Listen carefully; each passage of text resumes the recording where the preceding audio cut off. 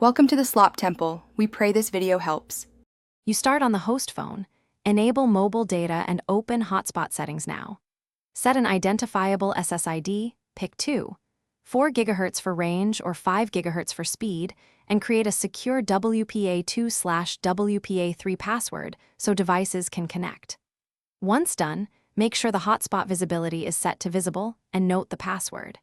You do this first because a correctly configured AP prevents connection issues later and lets the client phone find and authenticate immediately. Now on the phone you want to give internet to, open Wi-Fi, scan, and tap the host SSID.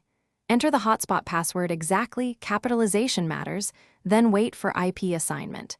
If the client fails to get an IP, switch to static IP with gateway set to the host's IP and DNS like 8.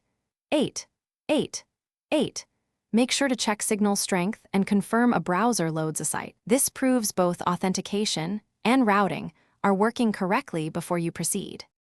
Finish by testing the connection with a web page and a quick video stream to verify speed and latency. If performance lags, ensure devices are close, reduce concurrent connections, or switch the hotspot band. 2. 4 GHz offers stability, 5 GHz gives better speed. If the client still won't connect, follow one key troubleshooting tip. Toggle airplane mode on both phones, restart them, then re-enable hotspot and reconnect. This clears radio glitches and often restores normal tethering behavior. Thanks for watching. Consider subscribing if we helped you.